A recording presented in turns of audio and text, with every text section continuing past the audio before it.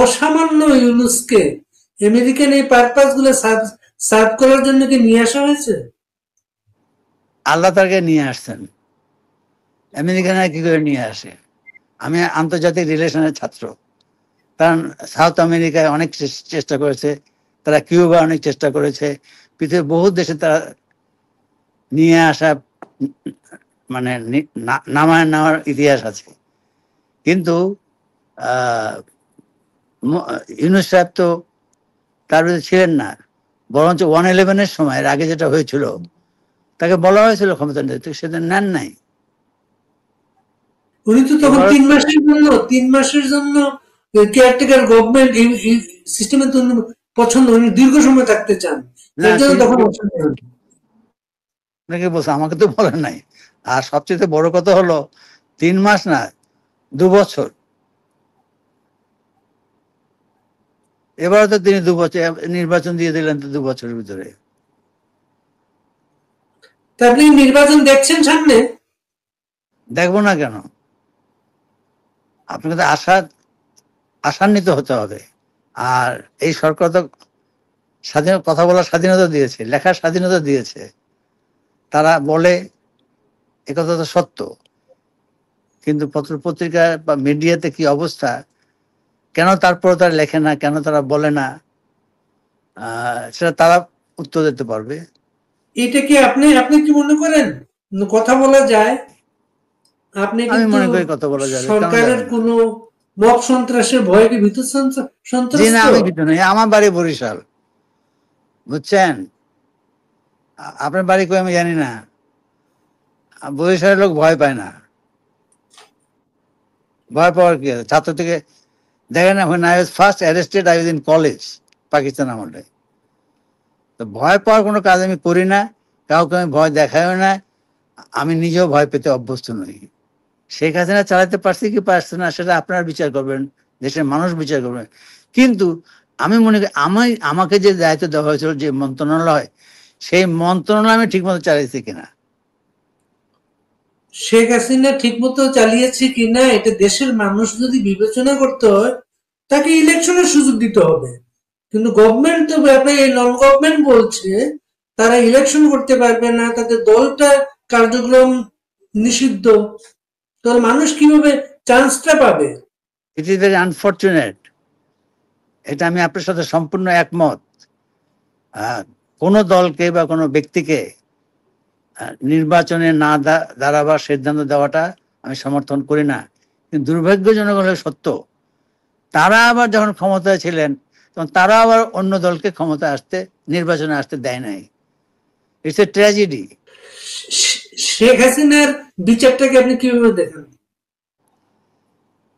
বিচারটাকে তো আমি সমর্থন করব না, যেমন কিনা আমি এর আগে যে ট্রায়াল হয়েছে সেটাকে আমি সমর্থন করি নাই।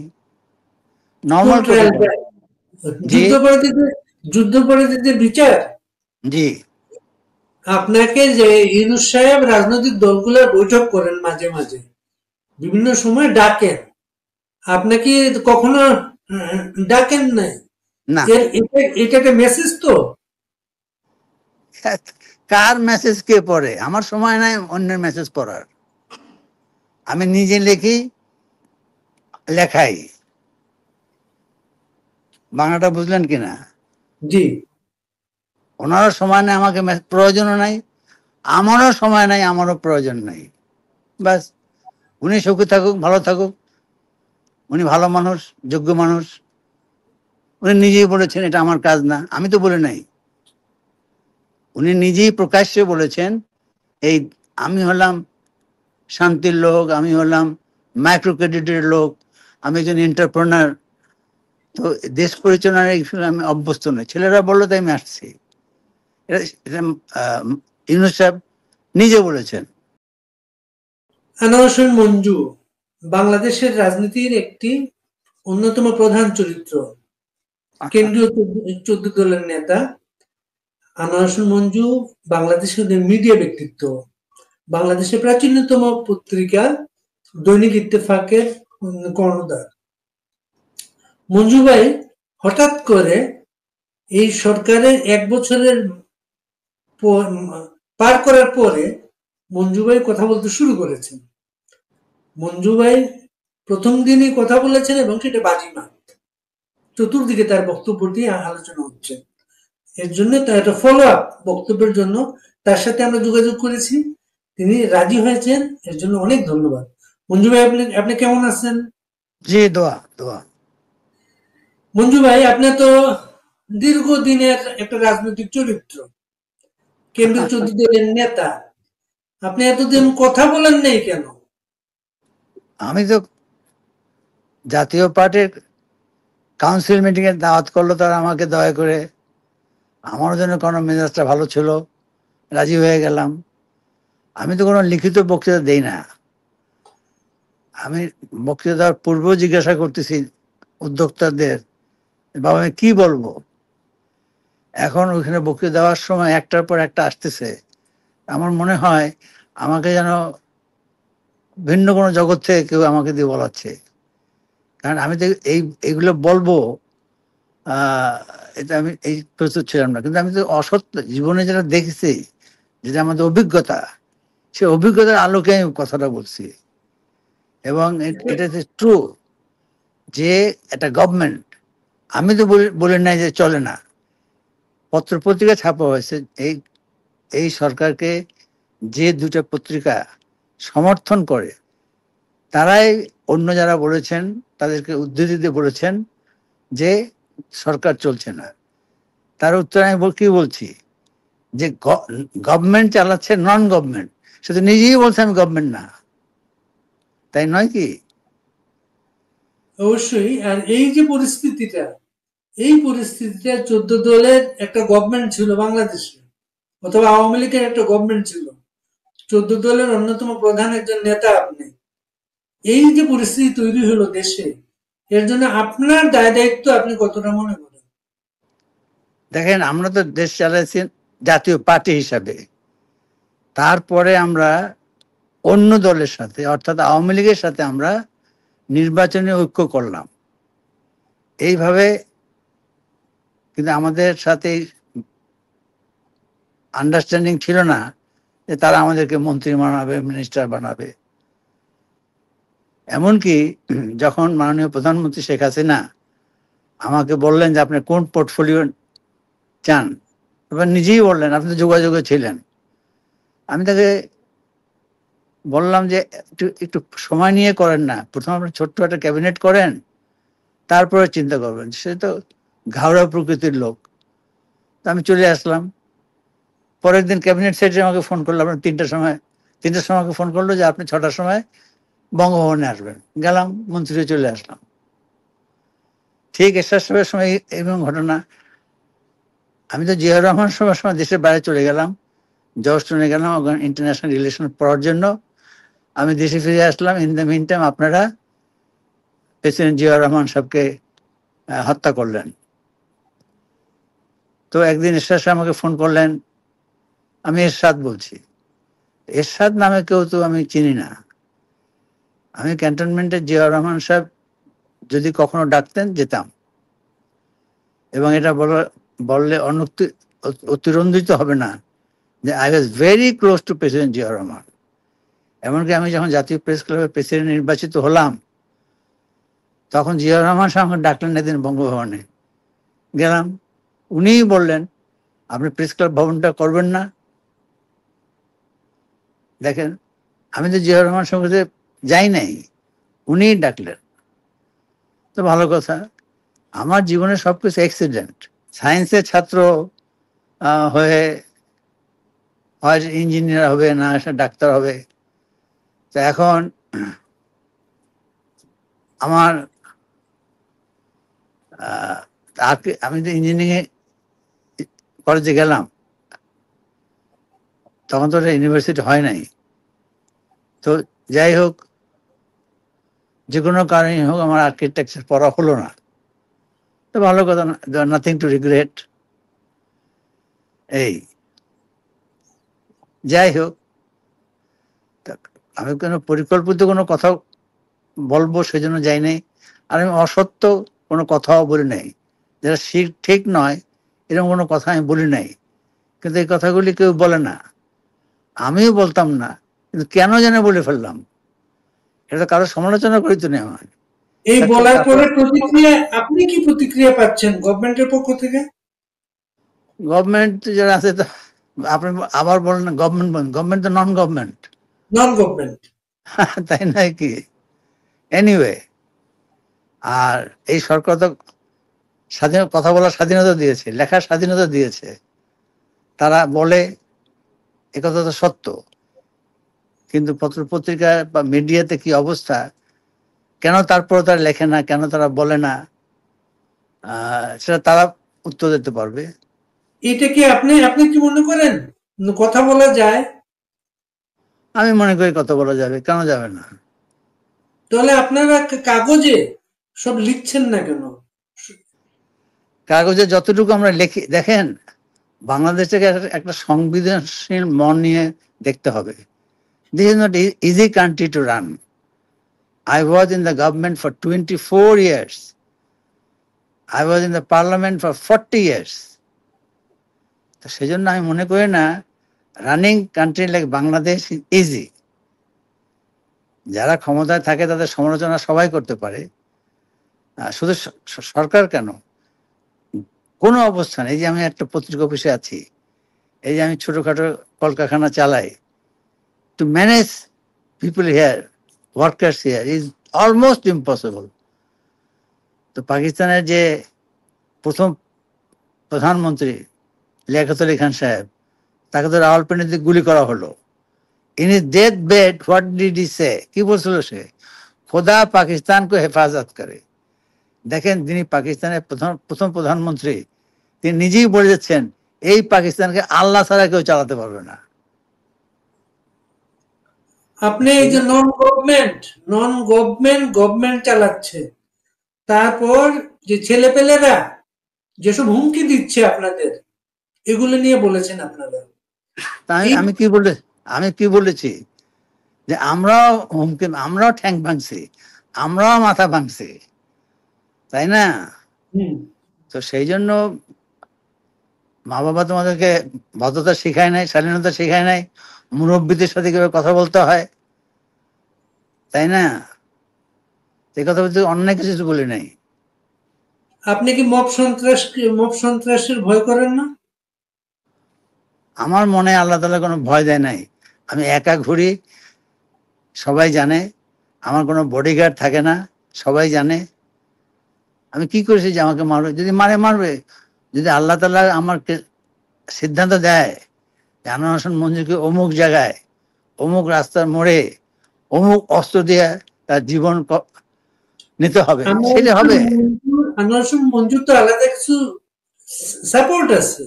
সাপোর্ট থাকার কারণে আনোয়ার হোসেন মঞ্জুকে অ্যারেস্ট করা হয়েছে, আনোয়ার হোসেন মঞ্জুকে জেলে যেতে হয়নি। আমাকে অ্যারেস্ট করা হলো কবে? আপনাকে আপনাকে আপনার জামিনটা, এই যে ব্যক্তির জিম্মায় আপনাকে জামিন দেয়া হলো, হ্যাঁ, এটা এটা কি অ্যারেস্ট করা হয় নাই। মানে আপনার বিরুদ্ধে মামলা হয়েছে, আপনাকে অ্যারেস্ট করা হতে পারে, আমার বিরুদ্ধে কোনো মামলা হয় নাই। তাহলে আপনাকে জামিন নিতে হলো কেন ব্যক্তির জিম্মায়? আপনি যে কাস্টডিতে যখন নিয়ে যায়, আফটার, এটা একটা গভর্নমেন্ট ইজ এ মেশিনারি, তো সে নিয়ে গেল, ভালো কথা। এখন কেন ছাড়লো? এই ছাড়াটার ক্ষেত্রে একজন ব্যক্তির নিশ্চয়তা দেওয়া হয়েছে, যদি কখনো প্রয়োজন হয় কোনো কারণে, তখন তাকে উপস্থিত করার দায়িত্ব সে নিয়েছে। মানে এরপর তো আপনাকে, আপনার রাজনৈতিক সহকর্মী যারা বিভিন্ন দলের, তারা যে পরিস্থিতিতে পড়লো, আপনাকে তো আর সেই পরিস্থিতিতে পড়তে হয় না। একটা কারণ হলো যে আমি গত সরকারের মানে 5 years I was not in the government. Hasanul হকেও তো সর্বশেষ গভর্নমেন্টে ছিলেন না, না, রাশেদ খান মেননও গভর্নমেন্টে ছিলেন না। না, ছিলেন না, কিন্তু তারা অত্যন্ত আহ ওই সময়ের কার্যকলাপকে জোরালো ভাষায় সমর্থন করছে, out because of their conviction.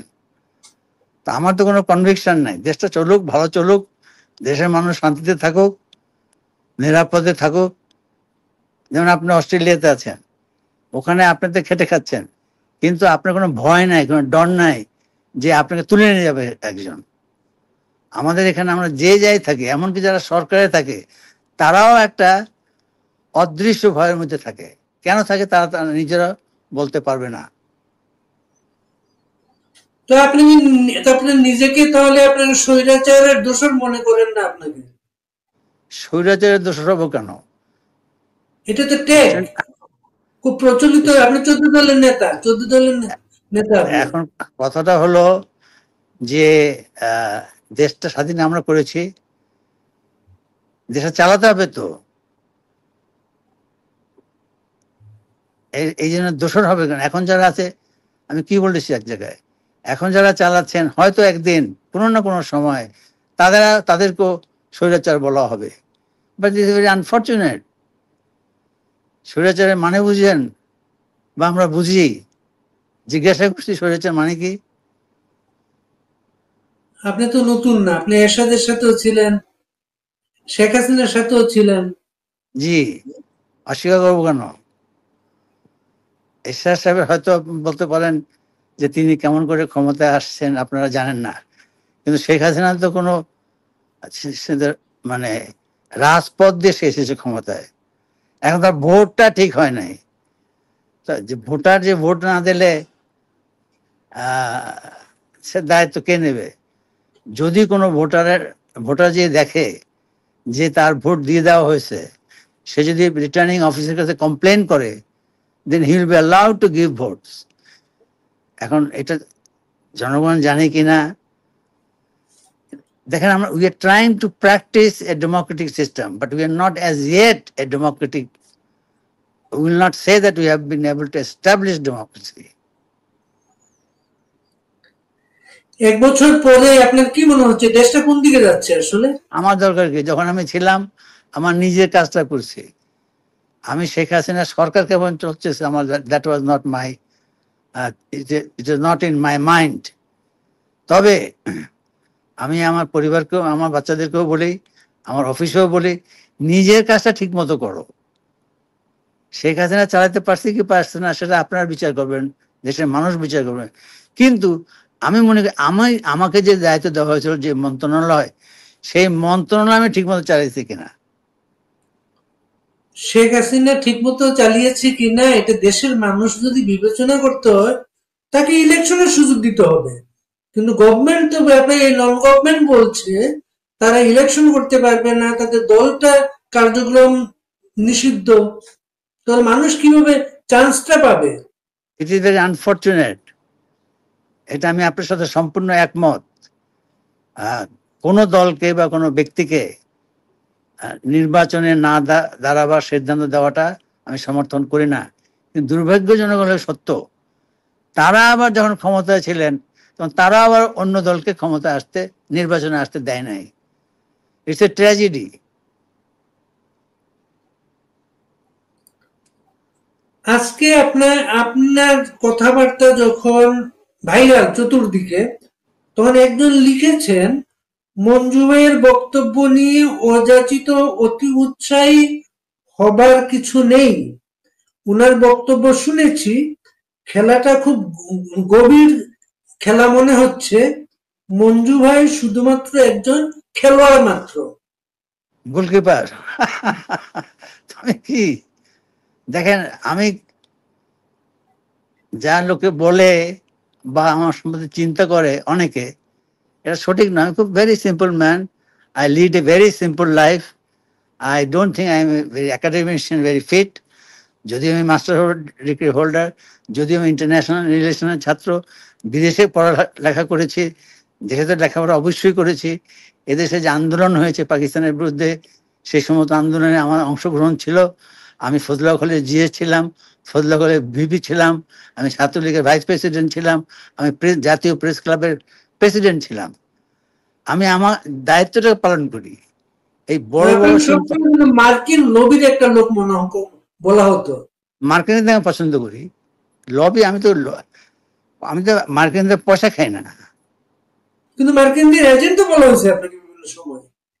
অশিক্ষিত মূর্খরা বা সাধারণ মানুষেরা বলে তা আমি একসময় বলতাম, আরে বেটা আমার বয়স হয়ে গেছে তো, এখন কি আমার এজেন্ট হওয়ার বয়স আছে? এখন আমাকে ডাইরেক্টর বানা। জাতীয় পার্টি শুধু আওয়ামী লীগকে না, জাতীয় পার্টিকেও ইলেকশন করতে দেবে না, এই ঘোষণা আছে তাদের। কিন্তু জাতীয় পার্টিকে কোথাও কিন্তু ডাকে না, আপনাকেও কিন্তু ডাকে না, আপনার দলটাকেও ডাকে না তারা। যেদিন প্রথম আমাকে ডাকা হয়েছিল, সেই অফিসারকে আমি বলছিলাম যে আসতে যাওয়া ভালো না, দেশে কি ঘটেছে সেটা বুঝে নেন আগে। এটা তো একটা স্বাভাবিক পরিবর্তন হয় নাই। যিনি আসলেন ক্ষমতায়, এটা স্বাভাবিক নয়। জিয়াউর রহমান সাহেবকে জান দিতে হলো একটা অস্বাভাবিক অবস্থাকে স্বাভাবিক করার প্রচেষ্টায়, নিজের জানকে তাকে দিতে হলো। কি অন্যায় তিনি করেছিলেন, কি পাপ তিনি করেছিলেন, দেশটাকে চালাতে এসে তাকে জীবন দিতে হলো। এখানে সব করে দেখে ক্ষমতা আসা উচিত না। এনিওয়ে, 5 আগস্টে আপনার কি মনে হচ্ছিল? আপনি 5 আগস্টের দিনটাতে আপনার আমি তখন ঢাকা ছিলাম না, কোথায় ছিলেন? আমি সিঙ্গাপুরে ছিলাম, মেডিকেল চেক আপের জন্য গেছিলাম। টেলিভিশন টেলিভিশনে দেখে কি মনে হচ্ছিল তখন? আমি বিদেশে যে বাংলাদেশের টেলিভিশন দেখবো কেন, ওরা দেখায়ও না। মোবাইল ফোনে তো সবাই দেখে সব কিছু। অত উৎসাহ আমার নাই। আপনি কবে ফিরে আসলেন দেশে? 10 তারিখের পর। ওই সময় তো যারা ফিরে আসছে তাদেরও সমস্যা হচ্ছিল, আপনি 14 দেখেন, দলের মতো আপনার কোনো আমি তো সমস্যা হয়নি? আমি তো জানি না, তবে আমি খেয়াল করলাম, আমি যখন সিঙ্গাপুর এয়ারলাইন্সের ভিতরে আসলাম, এয়ার হোস্টেস অ্যাটেন্ডেন্টসরা আমার দিকে তাকাচ্ছিল, সবাই দেশ থেকে বেরোয় যাচ্ছে, এই পাগলা হালায় দেশের ভিতরে যাচ্ছে। আমার বিবেক তো পরিষ্কার। অন্যায় না করলেও যদি মনে করেন আপনি অন্যায় করেছি, চুরি না করলেও যদি আপনি মনে করেন আমি চুরি করেছি, দেন আমাকে শাস্তি, আমি কি করবো? জাতীয় পার্টিকে কোন একটা সেকশন থেকে সামনে আনা হচ্ছে আগামীর কোন রাজনৈতিক কোন সমীকরণে। আপনি কি সমীকরণের একটা পার্ট এখানে? না না বাবা, আমাকে দাওয়াত করছে জাতীয় পার্টি, আমরা সবাই করেছি। ব্যারিস্টার আনিস বলেন, আমাদের রুহুল আমিন হাওলাদার বলেন, আমাদের ইয়ে কাজী কাজী ফিরোজ বলেন, এটা সব ওখানে যত লোক ছিল, আমি তো এই দলের মহাসচিব ছিলাম, অবিভক্ত জাতীয় পার্টির, এবং ওই রাস্তায় মিছিল করার ছেলে। তো আপনি তো জাতীয় পার্টি, আপনার আলাদা একটা জাতীয় পার্টি আছে, আপনার তো ওইখানে গিয়ে জয়েন করতেছেন না আপনারা? না, সেখানে গল্প বলতে হয় যে আমাদের প্রেসিডেন্ট সাহেব আমাকে এখানে সেখানে দেখা করে পরে বলতেন চলে আসেন। আমি বলতাম যে স্যার আমি তো যাই নাই। আপনি জাতীয় পার্টি বাংলা, আমাদের গঠনতন্ত্রে আছে জাতীয় পার্টি বাংলায় জাপা, ইংরেজিতে জেপি। স্যার আপনি বাংলা পেয়েছেন, আমি ইংরেজি পেয়েছি। তো that he had expel me. আমি কথা তাকে বলি নাই, আপনি যদি এক্সপালশন উড্র না করেন তাহলে আমি কিভাবে দেশে মানে জাতীয় পার্টিতে আসি? আপনি আমাকে বলেছিলেন আপনাকে মুক্ত করে নিয়ে আসতে, খোদার রহমতে আপনাদের দোয়ায় আমি তাদের মুক্ত করে নিয়ে এসেছিলাম। আমি অপরাধ কি করেছিলাম? ওনারা রাজনীতি, আপনি কি মনে করছেন আগামী নির্বাচনে আপনি অংশ নিতে পারবেন? আমি মনে করবো কেন, আমার চারিদিকে অবস্থা দেখে তো মনে হয়।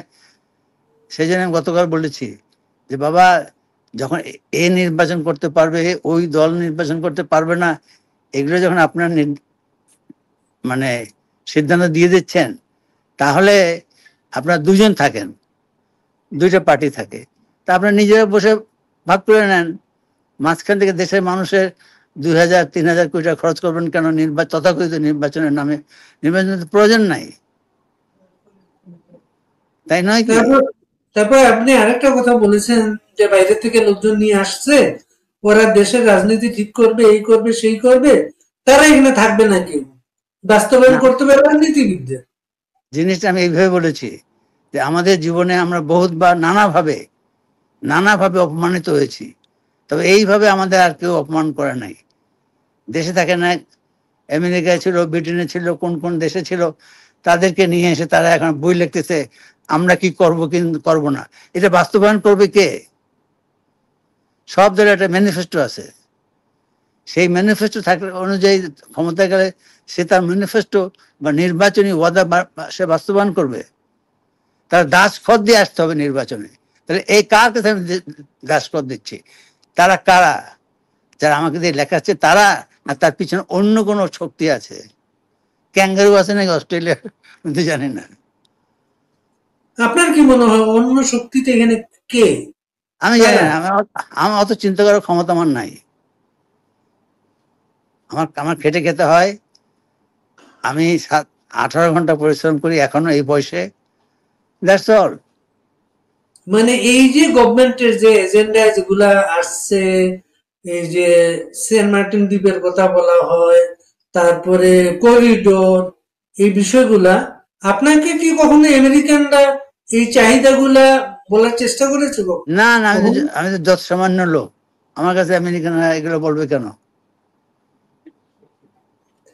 আমি তো কখনো এর জ- সরকার প্রধান, আমি তো এর জন্য সরকার এর জন্য কি আপনার যৎসামান্য, এর জন্য কি অসামান্য ইউনেস্কে নিয়ে আসা হয়েছে এই জিনিসগুলোর জন্য? কি? আপনি নিজেকে যৎসামান্য বলছেন, অসামান্য ইউনুসকে আমেরিকান এই পারপাস গুলো সার্ভ করার জন্য কি নিয়ে আসা হয়েছে? আল্লাহ তাকে নিয়ে আসছেন, আমেরিকানরা কি করে নিয়ে আসে? আমি আন্তর্জাতিক রিলেশনের ছাত্র, কারণ সাউথ আমেরিকায় অনেক চেষ্টা করেছে, তারা কিউবা অনেক চেষ্টা করেছে, পৃথিবীর বহু দেশে তারা নিয়ে আসা মানে নামায় নেওয়ার ইতিহাস আছে। কিন্তু ইউনুস সাহেব তো তার বিরুদ্ধে ছিলেন না, বরঞ্চ 111-এর সময়, এর আগে যেটা হয়েছিল, তাকে বলা হয়েছিল ক্ষমতা নিতে, সেটা নেন নাই। উনি তো তখন এবার 3 মাসের জন্য কেয়ারটেকার গভর্নমেন্ট এই সিস্টেমে তো উনি পছন্দ, উনি দীর্ঘ সময় থাকতে চান, না, এর জন্য তখন অসুবিধা হলো। আপনাকে বলছে, আমাকে তো বলেন নাই। আর সবচেয়ে বড় কথা হলো 3 মাস না, 2 বছর। এবারও তো তিনি 2 বছর নির্বাচন দিয়ে দিলেন, তো 2 বছরের ভিতরে। তা আপনি নির্বাচন দেখছেন সামনে? দেখবো না কেন? আপনাকে তো আশান্বিত হতে হবে। তবে স্কুলে পড়েছি, আশা ছলনে কি ফল লোভিন আজ, কি তাই ভাবে মনে, একটা কথা আছে না? আমাদের আশা তো বারে বারে ভগ্ন হয়েছে। এই যে যে ছেলেরা, যে যে ছেলেরা আপনাদের ডিকটেট করছে, তারা তো আপনার মুক্তিযুদ্ধের সংবিধানটা চায় না, ওটা ছুঁড়ে ফেলে দিতে চায়। জুলাই সনদে ভিত্তিতে তারা আগামী গভর্নমেন্টটা চায়। এখন কথা হলো, তারা তো এগুলি, আমাদের সংবিধান আছে, এই মুহূর্ত পর্যন্ত আমাদের দেশে একটি সংবিধান আছে। মার্শাল ল হওয়ার পরেও কিছুদিন অর্ডিন্যান্স দিয়ে দেশ চালানো হয়, martial law, ordinance, this this that. এখনো হয়তো সামনে, এখান থেকে কোনো অর্ডিন্যান্সে তো কোনো দেশ চলছে না।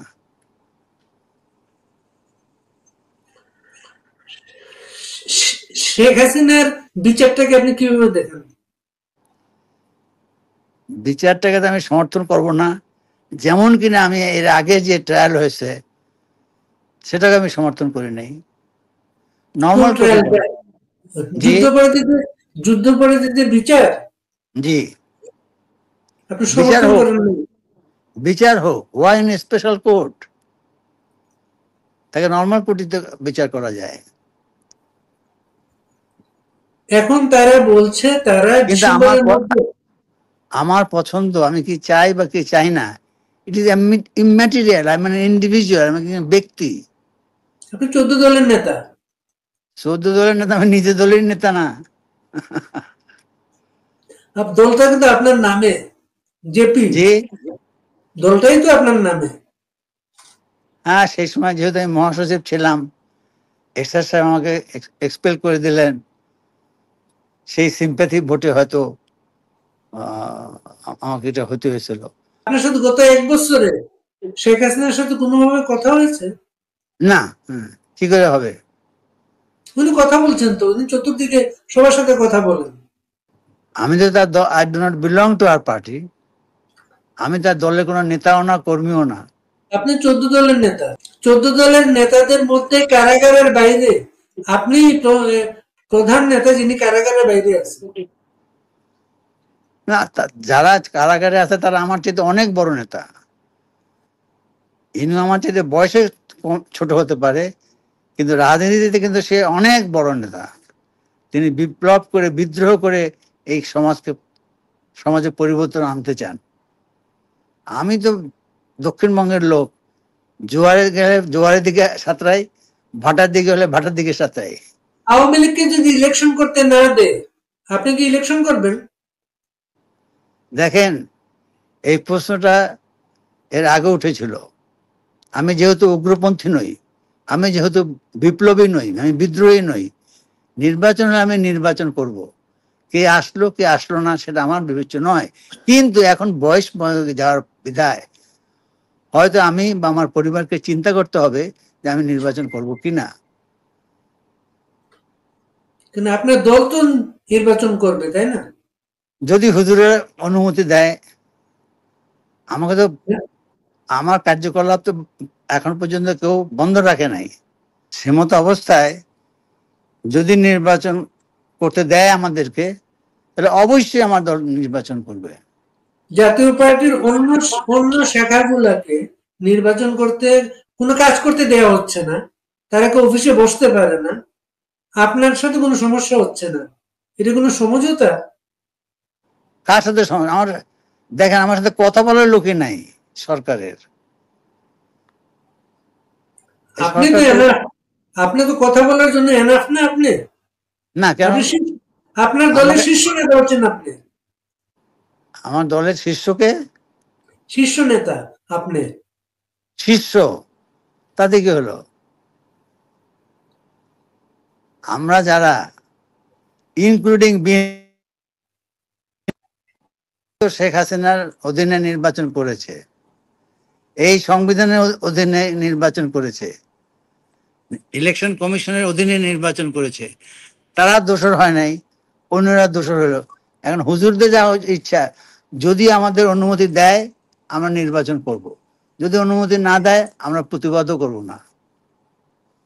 আপনাকে যে ইউনূস সাহেব রাজনৈতিক দলগুলোর বৈঠক করেন মাঝে মাঝে, বিভিন্ন সময় ডাকেন, আপনাকে কখনো ডাকেন নাই? না, এটা একটা মেসেজ তো। কার মেসেজ কে পড়ে? আমার সময় নাই অন্যের মেসেজ পড়ার। আমি নিজে লিখি, লেখাই। বাংলাটা বুঝলেন কিনা? জি। ওনারও সময় নেই, আমাকে প্রয়োজনও নাই, আমারও সময় নাই, আমারও প্রয়োজন নাই। ব্যাস, উনি সুখী থাকুক, ভালো থাকুক। উনি ভালো মানুষ, যোগ্য মানুষ। উনি নিজেই বলেছেন এটা আমার কাজ না, আমি তো বলি নাই। উনি নিজেই প্রকাশ্যে বলেছেন, এই আমি হলাম শান্তির লোক, আমি হলাম মাইক্রো ক্রেডিটের লোক, আমি একজন এন্টারপ্রেনার। তো দেশ পরিচালনার এই আমি অভ্যস্ত নই। ছেলেরা বললো তাই আমি আসছি।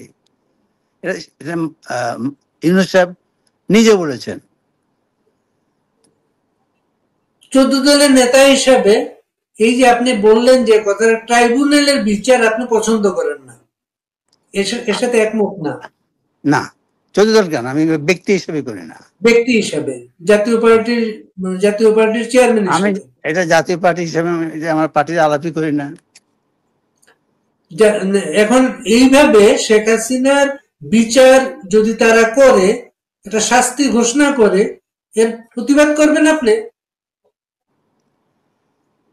বিচার করলে পরে বিচারক বিচার করেছেন, তাই না? আমার, আমি তো প্রথমে বলি, আমি ট্রাইব্যুনালে বিচার করার কোনো কারণ দেখি না। এর কেন? জন্যই তো হ্যাঁ, ট্রাইব্যুনালে বিচার করলে এর কি প্রতিবাদ করবেন আপনি? আমি প্রতিবাদ করলে কি, আমার দলটা ছোট দল, আমি একটা ছোট্ট মানুষ, 5 ফুট 3 ইঞ্চি বা 4 ইঞ্চি আমার হাইট। তো আমার শক্তি ওজন আমার খুব কম, 53 কেজি প্রবলি। তো সেই জন্য আমি এইসব, আপনাদের মতো দেখেন, আপনি তো খুব সুখে আছেন, বিছানায় ঘুমাতে যান, দিনের বেলা কাজ করেন, নিজে খান, নিজে পরিশ্রম করেন। আমরা কিন্তু রাত্রেও ঠিক মতো ঘুমাই না, এটা বুঝতে হবে। আপনি কি এর মাধ্যমে বলতে চান দেশের মানুষ ভালো নাই? দেশের মানুষ তো আমি চিনতে জানি না। আমরা যারা উপরের স্বর, এই 10% বা 2% বা 1%, তাদের জন্য কেউ কখনো শান্তি হয়? অনেক শান্তি হয়, আবার অনেক অনেক সময় অনেক দুঃখ হয়, অনেক দুর্বিপাক হয়। এটা একটা ম্যারিগো রাউন্ড খেলা।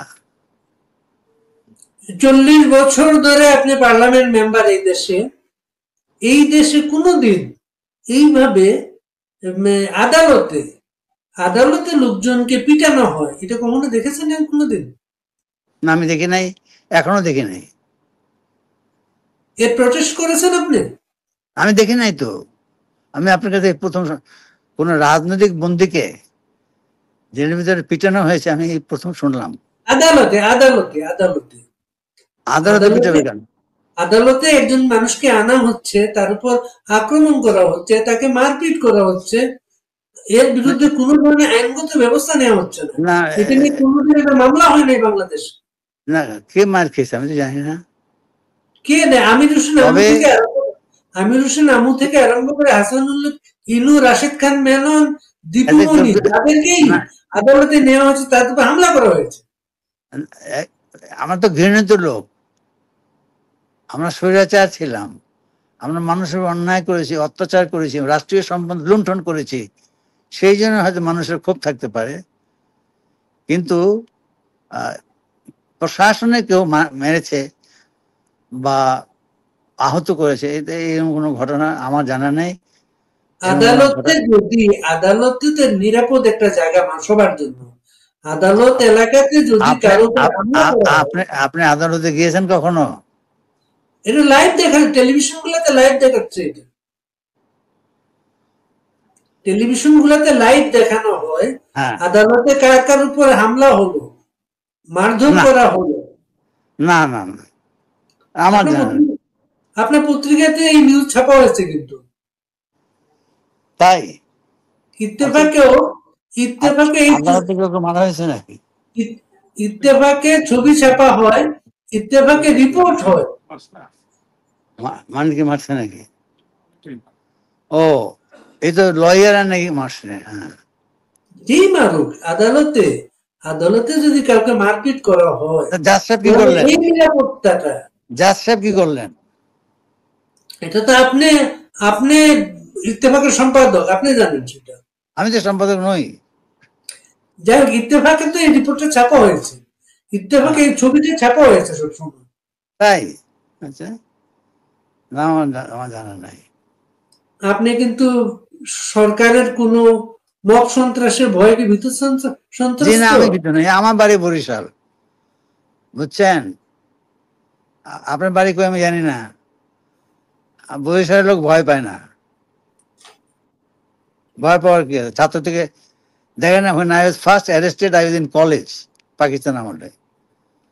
তো ভয় পাওয়ার কোনো কাজ আমি করি না, কাউকে আমি ভয় দেখাইও না, আমি নিজেও ভয় পেতে অভ্যস্ত নই। মরতে তো একদিন হবেই, তাই না? আপনি কি আপনি আপনি কি মনে করেন শেখ হাসিনা যে কোনো দিন দেশে ফিরে আসবেন? অবশ্যই আমি আশা করব, অবশ্যই আমি আশা করব। এখন আমাকে অনেক ইতিহাস থেকে বলবে এই ধরনের পতনের পর কেউ ফিরে এসেছে। দেখেন, আমি আগেই বলেছি আমি বিজ্ঞানের ছাত্র, আমি ইতিহাস পড়ি নাই, আমি সংস্কৃতি পড়ি নাই, আমি সাহিত্য পড়ি নাই, আমি উপন্যাস পড়ি নাই, তাই না? তো আমার জ্ঞান খুব সীমিত। জাতীয় প্রেস ক্লাবের প্রেসিডেন্ট, ইত্তেফাকের কর্ণধার, 40 বছরের এমপি, কারো কান আমি ধরে নাই রে বাবা। তার তো জ্ঞান সীমিত না। আমার জ্ঞান সীমিত, অভিজ্ঞতা আছে বয়সের জন্য, কিন্তু সায়েন্সের শেখ ছাত্র ছেলে। হাসিনা শেখ হাসিনা ফিরে আসলে আপনি ওয়েলকাম করতে যাবেন? আমাকে ডাকলে যদি, দেখেন আমার এই বয়সে ভিড়ের মধ্যে যাবো কেন আমি? শেখ হাসিনার সাথে আমি তার বাসা দেখা করতে পারবো, প্রথম দিন দেখা করার কি দরকার? আমি তো তার কাছে চাকরিও চাই না, বাকরিও চাই না, তার কাছে কোনো ফেভারও চাই না। আমি যা কিছু চাওয়ার আল্লাহর কাছে চাই, অবশ্যই আমি চাই, কিন্তু আল্লাহর কাছে, মানিক মানুষের মিয়ার কাছে। ছেলে, মানিক মিয়ার ছেলে হিসেবে বঙ্গবন্ধুর পরিবারের সাথে আপনাদের রাজনীতির বাইরে পারিবারিক একটা দীর্ঘদিনের সম্পর্ক আছে। এটা আমি রাখি। সেই জন্য প্রথম দিন যেতে হবে এমন তো কোনো কথা নাই। ভিড়টা কমুক না। যারা শেখ হাসিনাকে দেখে নাই তারা যে দেখুক। যারা শেখ হাসিনার অবর্তমানে তার ক্ষতি করার চেষ্টা করেছে, যাদের বিবেক দংশন করে, তারা আগে যাক না। আমার বিবেক তো দংশন করে না। আমি শেখ হাসিনার তো কোনো ক্ষতি করি নাই। মির্জা ফখরুল ঘোষণা করেছেন তারেক রহমান বাংলাদেশের ভবিষ্যৎ প্রধানমন্ত্রী। সুবহানাল্লাহ, ভালোই তো। এখন পর্যন্ত তিনি ফেরত আসেন না কেন? আপনার কাছে কোনো তথ্য আছে? না, এখানে আওয়ামী লীগ ছিল, উনি কোনো ফিরতেন না। প্রয়োজন নেই। আমার নিজের খবর রাখি। আমি কেন তারেক রহমানের সব খবর রাখতে যাব? আমি জানতাম না। আমি তো Ziaur, I was very close two Ziaur Rahman. He was very kind to me. His wife, another prime minister, Tarek's mother, she was prime minister for 3 times. But I had not taken anything from any government. আমি আগে পূর্বেই বলেছি, আমি চাওয়ার যা আমি আল্লাহর কাছে চাই, মানুষের কাছে আমি চাই না। আমার এলাকা, নির্বাচনী এলাকার লোক যদি বলতে পারে যে আমি তাদের কাছে ভোট চেয়েছিলাম, আমাকে বললেন আপনি কাইন্ডলি। আমি ভোটও চাই না, দিলে দেশ, না দিলে চলে যাবো। আপনাকে ইলেকশন করতে দেবে এটা করে আপনি নিশ্চিত? জাতীয় পার্টি না, কোনো কার্যক্রম করতে দেওয়া আমি হচ্ছে? করবো কিনা সেই সম্পর্কে আমি নিশ্চিত নই। জাতীয় পার্টিকে তো কোনো রাজনৈতিক কর্মকাণ্ডে সরকারও ডাকে না। জি, গত এক বছরে গভর্নমেন্ট যতগুলো রাজনৈতিক দলের সাথে কথা বলেছে, কোথাও কি আপনাকে ডেকেছে? না, এই সরকার না। এটা এটা তো আপনার মেসেজ। তারা চায় না আপনি আপনি রাজনীতি করেন, তারা চায় না আপনার দল ইলেকশন করুক। না এটা চাইলে তো এটা তো আপনার মেসেজ। তারা চায় না আর আপনি রাজনীতি করেন। শোনেন, কে চাইলো কে চাইলো না কিছু যায় আসে না। আমার সংবিধানে আমার নির্বাচনের যে প্রসিজিওর, তাতে তো আমাকে নির্বাচন বাইরে রাখতে পারবে না কেউ। নির্বাচন থেকে বাতিল রাখতে হলে পরে কতগুলো নিয়ম কানুন আছে। He has to B convicted on moral টার্পিটিউড, which I am not. তাই না? আমার বয়স 18 বছর হয় নাই, তা আপনি বলতে পারবেন না। তো সে মতো কথা কি যে মার্শাল না, কি অর্ডিন্যান্স দিয়ে আমাকে করবে? তারপরও যদি করবে, যাব না। এই যে নির্বাচন আপনার বোল্ডনেস, আপনি আপনি সাংবিধানিক অধিকার, আপনি নির্বাচন করবেন, আপনাকে কেউ না করলে, ঠিক এই কথাটা আপনি কি 14 দলের উদ্দেশ্যেও বলবেন? 14 দল কেউ নির্বাচনে বাইরে রাখতে পারবে না। 14 দল নেই। 14 দল তো অনেক অনেক বড় বড় নেতা, অনেক বড় বড় পার্টি সেখানে আছে। আমি হলাম খুদ তার মধ্যে সবচেয়ে ছোট, আমি সবচেয়ে অযোগ্য, নেতা সবচেয়ে হিসেবে নেতা হিসেবে আপনি তো ছোট কেউ না। নেতা আমি হিসেবে নেতাই না। আপনার অভিজ্ঞতা, দীর্ঘদিনের বাবা, অভিজ্ঞতা। আমি তো নেতাই না। 40 বছর ধরে আপনি পার্লামেন্ট মেম্বার। তাতে কি হলো? 40 বছর আমি এক ভুল 40 বছর আমি করেছি। তার মানে কি আমি সবচেয়ে অভিজ্ঞ লোক হয়ে গেছেন নাকি? জ্ঞান আমার আপনাকে সীমিত। আপনাকে যারা মন্ত্রী করেছে, ক্ষমতার শেয়ার দিয়েছে, তারা আপনার গুরুত্ব দেখেই তো দিয়েছে। তারা এমনি এমনি তো আর দেয় নাই। তাদের কথা এই এই মুহূর্তে নাইবে বললাম। দেশের মানুষ বলুক আমি যে সমস্ত মন্ত্রণালয় চালিয়েছি সেগুলি সঠিকভাবে চালাই নাই। যে সমস্ত অফিসারদের সাথে আমি কাজ করেছি তারা বলুক যে আমার মতো একটা অযোগ্য মন্ত্রী তারা দেখে নাই। 96-এ আপনি আওয়ামী লীগকে ক্ষমতায় আনতে বড় ভূমিকা পালন আস্তাগফিরুল্লাহ, করেছেন ওই সময়। এটা বলা পাপ। আপনি জেনে শুনে কেন পাপ করছেন? আমি কি কি পাপ? আওয়ামী লীগের ক্ষমতা আনার যোগ্যতা আমার বা ক্ষমতা আমার আছে নাকি? আল্লাহ নেই, আল্লাহ নাই। আওয়ামী লীগকে আপনি ওই সময় আওয়ামী লীগের সরকার গঠনের মতো পর্যাপ্ত আসন ছিল না। আপনি অংশ নিয়েছেন, আপনি বার্গেন করেছেন, এর কোনো সাথে বারে মুক্তি করেছেন আপনি। এর সাথে এটা শেখ হাসিনার মাননীয় প্রধানমন্ত্রীর এটা উনি politician, out and out politician. Then আমাদের বাসায় একাডেমিক্স হয়, বঙ্গবন্ধুর বাসায় রাজনীতি হয়, মাঠের রাজনীতি হয়, আমাদের বাসায় লেখাপড়ার রাজনীতি হয়। এটা আমার ব্যাকগ্রাউন্ড। সেমতো অবস্থায় আমি তার কাছে কিছু চাইও নাই, তিনি আমাকে ডাকলেন, আমি গেলাম, উনি সমস্যার কথা বললেন। যদি ওই সময় আমরা আওয়ামী লীগের সমর্থন না করতাম, তা আর কি সরকার গঠন করতে পারত? There would have been a hung parliament for a very short time. আপনি সাপোর্ট দিলেন, গভর্নমেন্ট ফর্ম করলো আওয়ামী লীগ, এসএসএ বেরিয়ে আসলেন, তারপর আপনাকে জাতীয় পার্টি দিল। আমি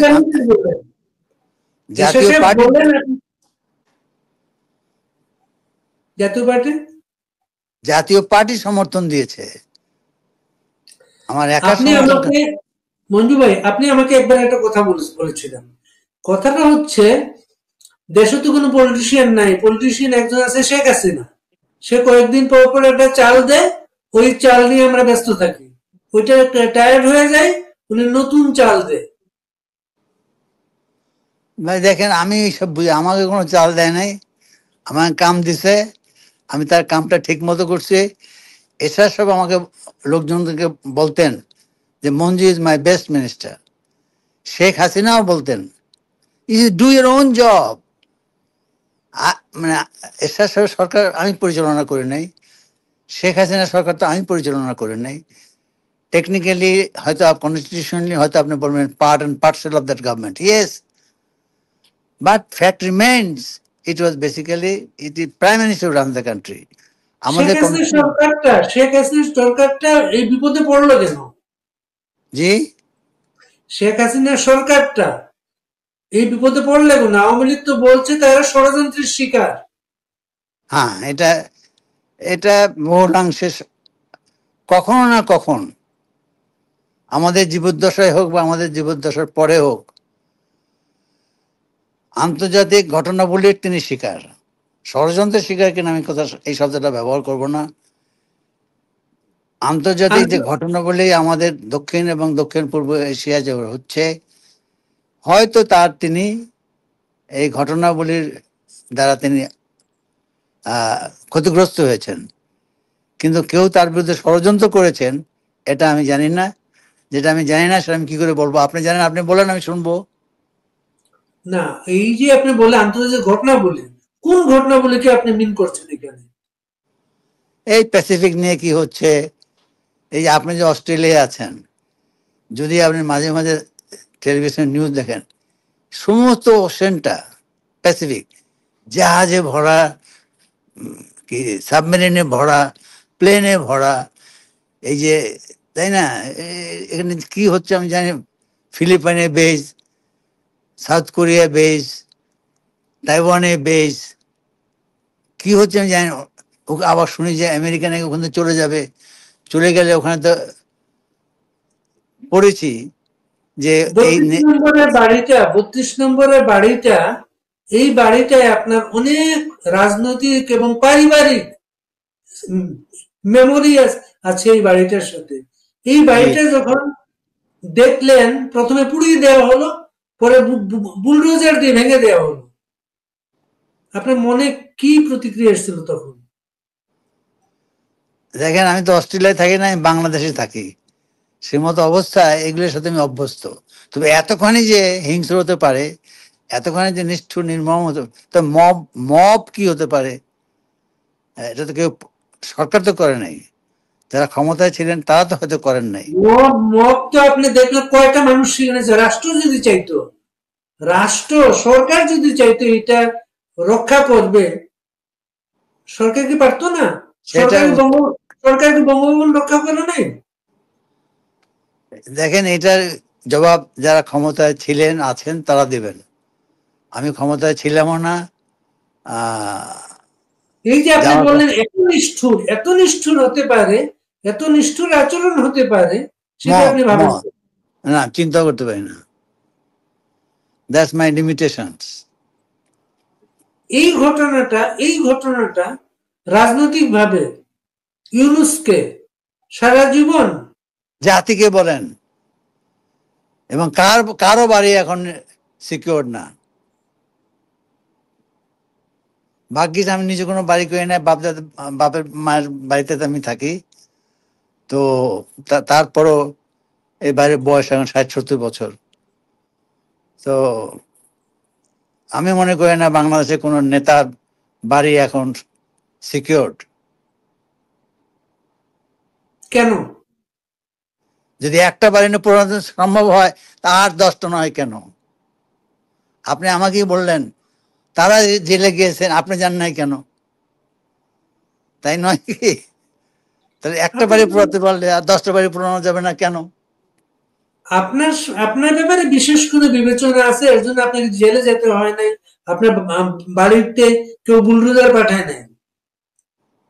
আল্লাহ আল্লাহর কাছে জিজ্ঞাসা করেন, আল্লাহর রহমত ভাঙলেন কি? আমরা তো আল্লাহর রহমত আপনার প্রতি হয়, মমতাজের প্রতি হয় না, বঙ্গবন্ধুর বাড়ির প্রতি হয় না। আল্লাহর কাছে জিজ্ঞাসা করেন, আমাকে জিজ্ঞাসা করেন লাভ হবে? মঞ্জু ভাই, আমরা আসলে অনেকক্ষণ কথাবার্তা বললাম। আপনি যেহেতু খুবই প্রাণবন্ত একটা মানুষ, সেজন্য এত কিছু আমরা জিজ্ঞেস করি আপনাকে। আপনি জি, আসলে আগামী এক এক আগামী কয়েক মাস জি বাংলাদেশের ভবিষ্যৎটা আপনি কি দেখেন? আপনি ভাই, আমি অ্যাস্ট্রোলজার না, ভবিষ্যৎ আমি দেখতে পারি না। একমাত্র আল্লাহ তাআলাই। রাজনৈতিক রাজনৈতিক তো জ্যোতিষ, আপনি আপনি হাত না না, দেখার আমি জ্যোতিষের দরকার নেই। দেখেন, আপনার দীর্ঘ ভবিষ্যৎ জীবনের রাজনীতির অভিজ্ঞতা। ভবিষ্যৎ এবং অতীত দেখতে পারেন একমাত্র আল্লাহ। আমরা যারা সাধারণ মানুষ, আমরা না অতীত দেখি, না আমরা ভবিষ্যৎ দেখি। আপনার আপনার সহকর্মী যারা জেলে আছে, তাদের উদ্দেশ্যে কিছু বলবেন? না, আই উইশ দেম ওয়েল।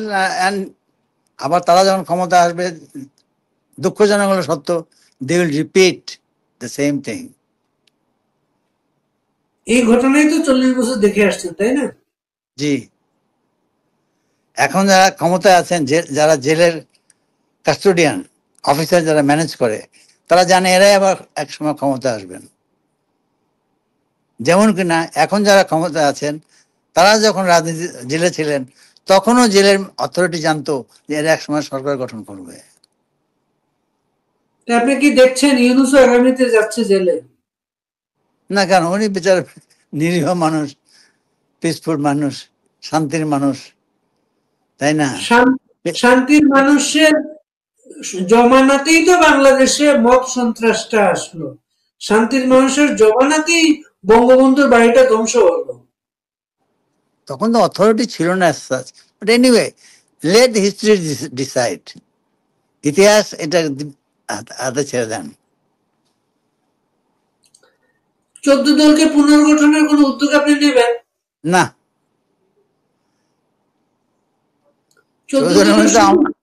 14 দলের সুযোগ সুবিধা আপনি ভোগ করেছেন, পুনর্গঠনের উদ্যোগ নেবেন না? আরে মিয়া, আমি কোনো কারো সুযোগ সুবিধা আমি নেই। কোনো 14 হালায় দলের নেতা হিসেবে 14 কোনো দলের হালায় নেতা হিসেবে কোনো হালায় করতে পারবে না, বুঝছেন? 14 দলের নেতা হিসেবে তো আপনি মন্ত্রী ছিলেন। সেটা সুযোগ সুবিধা, আমি বেতন নেই, গাড়ি নেই, কাজ করছি বিনা পয়সায়, বুঝছেন? আপনার ছিল, আপনার তো এত কিছু আছে পারিবারিক ভাবে। তারপর ইত্তেফাক বিশাল একটা সাম্রাজ্যের মালিক আপনি। উত্তরাধিকার সূত্রে, নিজে তো করি নাই। যাক, এটা তো লিগেসিটা সবাই লিড দিতে পারে না, আপনি লিড দিয়েছেন, সফলভাবে দিয়েছেন সেটা। আল্লাহ, আপনার এটা বললেন, সেজন্য আপনাকে ধন্যবাদ। আমি নিজেকে অত্যন্ত হাম্বল লোক মনে করি, খুব অযোগ্য লোক, যোগ্য স্থানে আমাকে বসানো হয়। আমি আল্লাহর কাছে শুকরিয়া করি, কিন্তু আমি কোনো ব্যক্তির কাছে শুকরিয়া করি না। আপনার আপনার হাতে গড়া একটা বিশাল মিডিয়া ব্যক্তিত্ব হচ্ছে মতিউর রহমান চৌধুরী, ইত্তেফাকে ছিলেন। উনি সর্বশেষ বলেছেন, আগে হ্যাঁ, আগে কথা বলতে এভাবে উনি ভয় পেতেন না, এখন ভয় পান। কে? মতি? মতিউর রহমান চৌধুরী। মানব জমিনের হ্যাঁ, নাকি প্রথম আলোর? মানব জমিনের। ও ভয় পাওয়ার কোনো কারণ নাই, তবে যেহেতু সে জ্ঞানী লোক, অভিজ্ঞ লোক, সেই হিসাবে হয়তো মানে দেখেন, ভয় পাইলেই ভয়, ভূত আছে মনে করলেই ভূত থাকে। রাত্রে অন্ধকার নামলে আপনার ভয়, আমরা ভয় পাই যে ভূত আসছে। দিনের বেলা কেন আমরা ভয় পাই না? আলো আছে সেই জন্য। আপনি খুব গায়েবী কথাবার্তা বললেন আজকে খুব বেশি। গায়েবী না জ্ঞানী? চরমনায় পীরের মতো কথা বলেছেন আজকে কিন্তু আপনি। তার মনে পীরের বাড়ি তো বরিশাল। আপনি ভালো থাকবেন মঞ্জু ভাই, অনেক সময় নিলাম আপনার। আচ্ছা, ধন্যবাদ, ভালো থাকেন। হ্যাঁ, আপনি ভালো থাকবেন, হ্যাঁ। দেশে আসলে দেখা করবেন। অবশ্যই। আসসালামু আলাইকুম। আসসালাম।